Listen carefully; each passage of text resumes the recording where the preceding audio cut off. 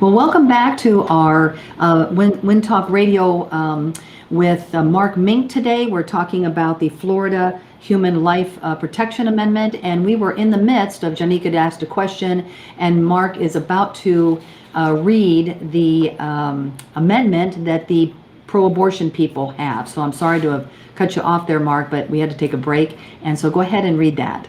That's no problem, and thank you so much, Sue. And so, Janique, the language reads this. Their ballot summary begins with this statement. It says, no law shall prohibit, penalize, delay, or restrict abortion before viability or when necessary to protect the patient's health as determined by the patient's healthcare provider.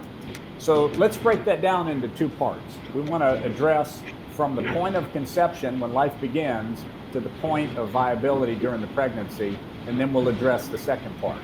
So what their proposal is presenting to Florida voters is asking them to add a new section to the Florida Constitution under Article 1, which is where basic rights are listed in the Florida Constitution. And the new section would provide, if approved by Florida voters, it would provide a constitutional right to terminate a preborn human person's life from the point of conception up to the point of viability for any reason whatsoever. Now, the point of viability, medically speaking, right now is somewhere around 24 weeks gestation. There have been rare cases where a preborn child survives outside of the womb at 22, 23 weeks, but it's a serious time in the gestational stage of a preborn human's life. And so what they're proposing is that from the point of conception to the point of viability, no restriction whatsoever. So that would mean that if this were approved by Florida voters, that any law that prohibited, penalized, delayed, or restricted that abortion would be unconstitutional.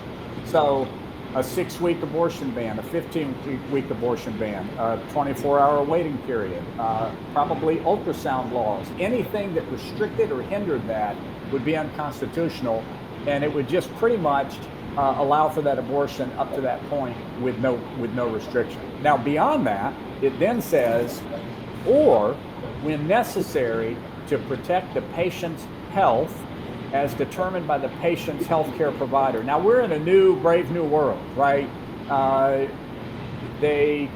We're hearing terms like pregnant person, pregnant people, people with ovaries, people with uterus. Like we don't talk about women and mothers anymore. And so, at least in this language, they haven't gone to that extreme in terms of defining it, but they refer to the pregnant mother as the patient. And so, or when necessary to protect the patient's health. Now, there's no recognition that the preborn child is also a patient. Anybody that's ever seen Dr. William Lyle's presentation, the pro-life doc, he gives a compelling presentation where about surgeries that are being performed on preborn children in the womb. And that if you can perform surgery on a preborn child in the womb, you're performing surgery on a patient, because the human person in the womb is a patient in that circumstance. But in this case, it says when necessary to protect the patient's health as determined by the patient's healthcare provider. So let me explain for the viewers what that means. If a woman is 8.5 months pregnant and her healthcare provider basically tells her that her health is in danger, then this amendment would provide constitutional access for her to abort her preborn child's life, terminate the 8.5-month-old baby in her womb as a constitutional right, according to this language. Now, that's not necessarily what's being presented when their petition's being circulated. What the presentation that they seem to be making around the state is protect women's freedom, protect women's health, protect women's rights. Do you want to sign a petition to protect women's rights? So, Janique, if I was a paid petition gatherer walking up to you in a parking lot, I don't have time to go through this full text and have a 10-minute dissertation to get a signature from you. I've got to say something that's going to capture your attention. No different than we have to do the same thing, right? I mean, when Sue Trombino goes out with our petition, I don't tell her what to say. I don't say, Sue, you have to say this. So if Sue goes out to present our petition, she might say something like, hey, would you like to sign a petition to protect the preborn? And then that's going to either repel you, Janique, or it's going to attract you, right? Sure. So in this case, they're going to say, would you like to sign a petition to protect women's rights? Oh, sure, I want to protect women's rights. Where do I sign? And then you sign the petition. Now, granted, it is on the Florida voter. They have the opportunity to read the ballot summary. So it is really their responsibility to read what they're signing. But a lot of them may not be doing so. But I think it's clear that what we have here are two diametrically opposed positions. We have our petition, which seeks to protect all preborn human life, and we have their petition that seeks to provide unfettered access to terminating preborn human life for virtually any reason. Sure. And they want Florida voters to provide that. Let me pause there and answer other questions that either any of you may have. Well, Mark, I just have one follow-up question with regards to the Human Life Protection Amendment that you are proposing that would protect unborn life. What about when people say yes, but what about in cases of a miscarriage? Because that's where a lot of confusion is also. The enemy, I believe, tries to sow seeds of confusion, even when it comes to things such as a miscarriage. Sure. So a miscarriage is an abortion, but it's a spontaneous abortion that's naturally occurring. And so the full text of our proposed amendment addresses that, because we don't want there to be any confusion that a woman that has suffered through a miscarriage is somehow being addressed as having aborted her preborn child. The difference between, in fact, let me read you. This is interesting. The Florida statute defines abortion under a section that talks about terminations of pregnancies. And let me read this, the state's definition. It says, abortion means the termination of human pregnancy with an intention other than to produce a live birth or to remove a dead fetus. So the distinction is, what is the intent, right? And so if a woman has sadly miscarried and needs medical help to remove the dead fetus from her body, we're not trying to interfere with that at all. What we're addressing is that the preborn human person has a God-given right to life that is unalienable, and that it should be recognized in our Constitution. No different than we have 12 references in the Florida Constitution to pigs, P-I-G-S, because in 2002, a citizen group circulated a petition and got enough signatures to qualify the Pregnant Pig Amendment for ballot placement, raised enough money, made their case in the court of public opinion, and Florida voters approved it, and now the Florida Constitution has an entire section dedicated to the protection of pregnant pigs. We think that preborn human life should at least have the same amount of recognition and protection in the Florida Constitution as pregnant pigs currently have in our state's governing document. Yeah, very good. Wow. Now, are you getting support from other pro-life groups? Because I would think that if this really is about protecting unborn life, and those that are pro-life claim that, hey, we need to stand together, we need to have unity, are you getting that kind of support from all the other pro-life groups out there? We're getting support from many pro-life groups, but sadly, not all of them. And, you know, what happens, Janique, is that when you look at, let's just take the term pro-life. Let's take every person in the state of Florida that would self-identify as pro-life and put them all in one big area. And now we have to run down the line and we have to start asking them, what persuasion of pro-life are they? Are they pro-life from conception? Are they pro-life from heartbeat? Are they pro-life with exceptions or without exceptions? Are they pro-life at 12 weeks, at 6 weeks, at 15 weeks? Are they late-term abortion opponents? Are they? So what you have is you've got this worldview issue where a lot of people use pro-life just kind of generic, right? And And, we've heard of rhinos, Republican in name only. Well, I think there's plinos, pro-life in name only. I think there's people who profess to be pro-life, but, when you ask them, what does that mean to them? So I've started asking the question in a different way to help understand. In fact, I did this with a state lawmaker recently, and he will remain unnamed, but I asked him this. I said, let me ask you a question. I said, I said, I know we live in a constitutional republic, but if Florida was a kingdom and you were the king, what would the policy be in regards to the protection of preborn human life? And he said, all life would be protected in Florida, including preborn human life, from the point of conception, with no exceptions. And I said, wow, really? That's your position? Now, I can tell you that politically, that's not the way he expresses himself, right? Because we don't live in a kingdom. We live in a constitutional republic. And so what's happening, to answer your question, Janique, is you've got a lot of different pro-life groups that now post-Roe have different opinions on how this issue should be addressed. Many of them want to deal just through the legislature. And so they just want to see legislative action. And I will tell you, there are a lot of pro-life people in Florida that are just totally contented with a 6-week ban that has been signed by the governor. They think we're done, right? We did it. But here's what they don't understand. First of all, the 6-week ban's not even in effect right now. It's not even in effect because it's waiting for the Florida Supreme Court to hear the 15-week ban and to make a decision on the privacy right interpretation of the Florida Constitution.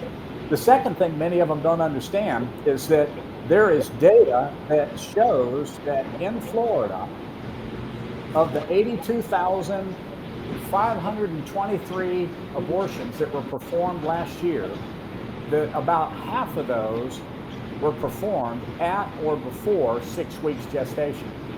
So if you're a pro-life person and you think that a 6-week ban has fixed the problem, what about the 41,000 preborn lives that remain unprotected by those bans? See, anytime you use the word ban, this is what is important. You got to flip it over. A 6-week ban or a 15-week ban means permission up to 6 weeks, permission up to 15 weeks. So the language is important, and we hear it all the time: abortion ban, bans on abortion, restrictions on abortion. I don't look at it that way. I flip it over and I say permission up to, permission up to.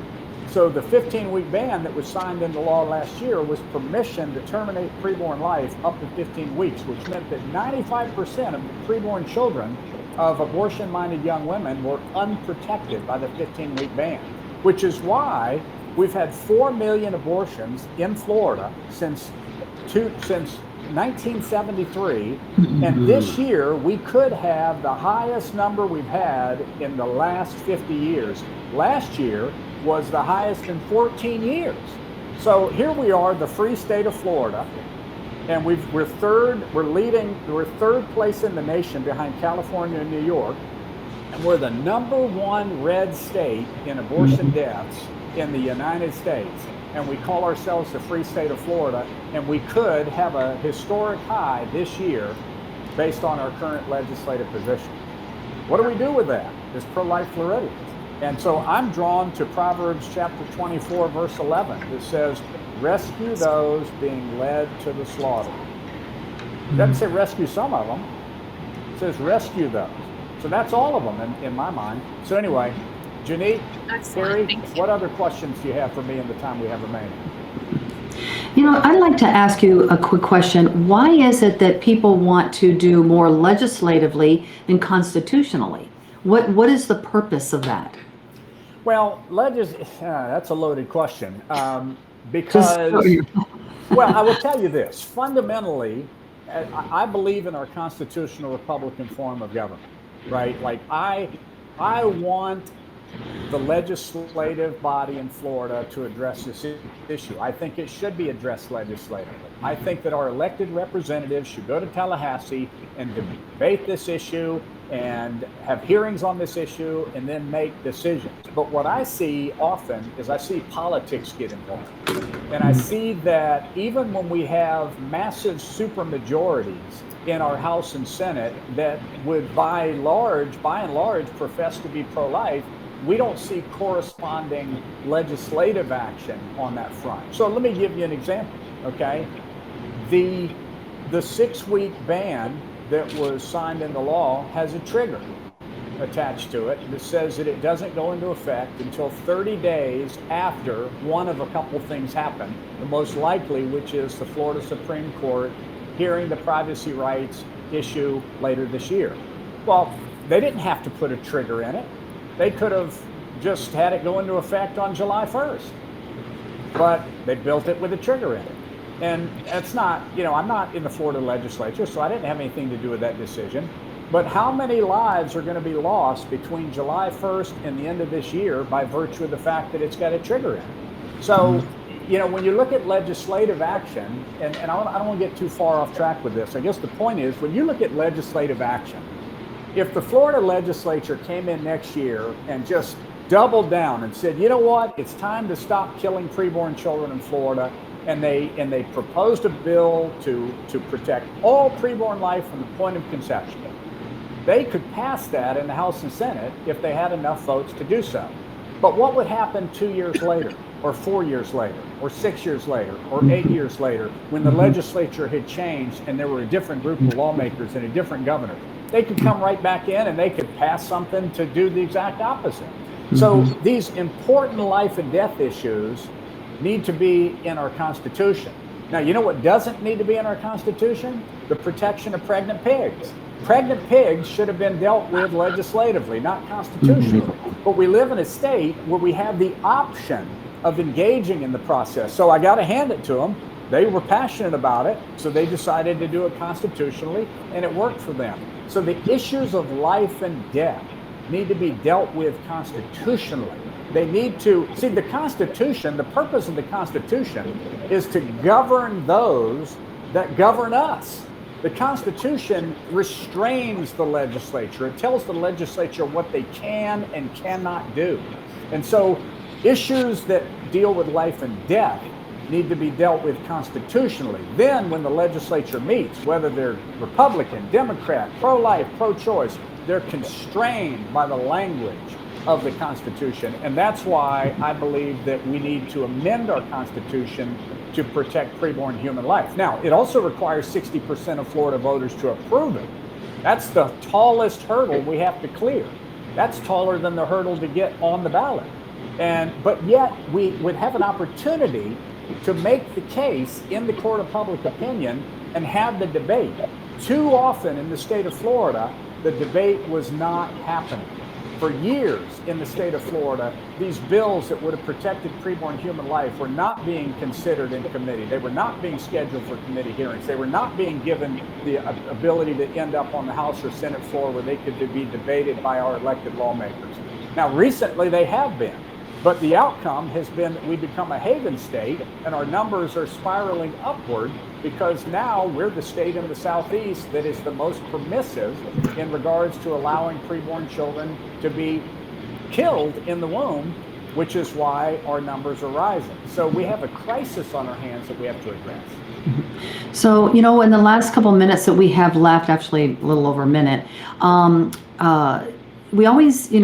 we always talk truth here, Mark, and we always take action. And so I don't know if Carrie or Jenny, you have any last minute questions you want to ask Mark, but in that, Mark, what can we do as Floridians and people that are listening to our Wind Talk Radio that don't live in Florida but have friends in Florida? What can we really do, the action step to really help you to continue to do this? Obviously, we're talking to pastors and getting the churches to talk about this.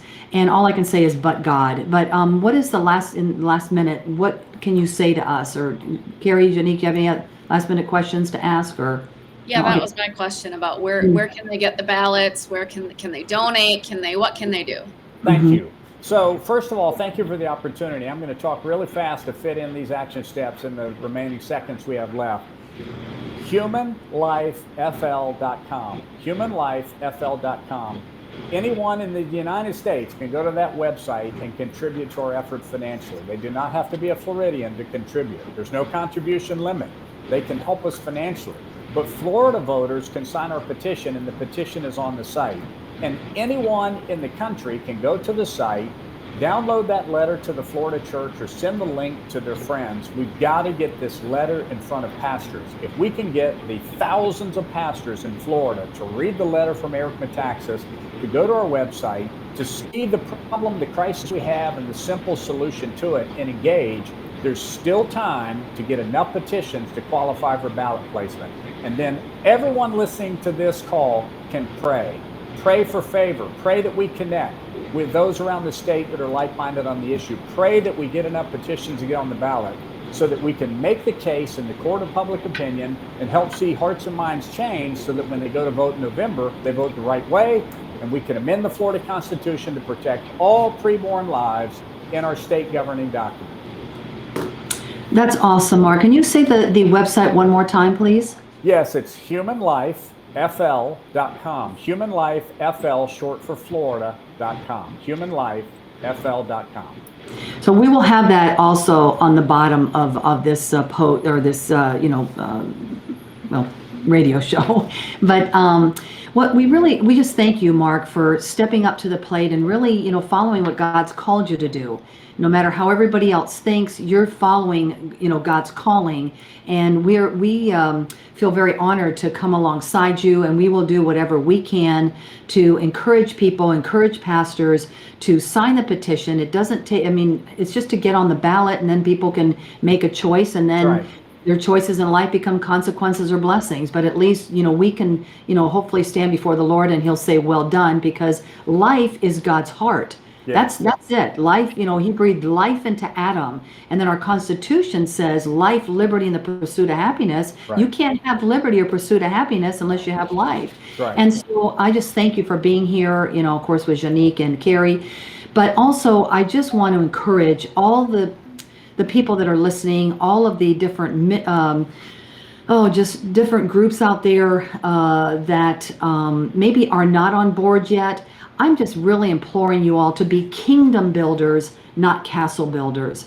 And this is God's heart. And you know what? We don't have, we have to cross our T's and dot our I's, but if there's not a comma there or whatever, and you have to have everything perfect, we have to understand that we are really protecting these babies.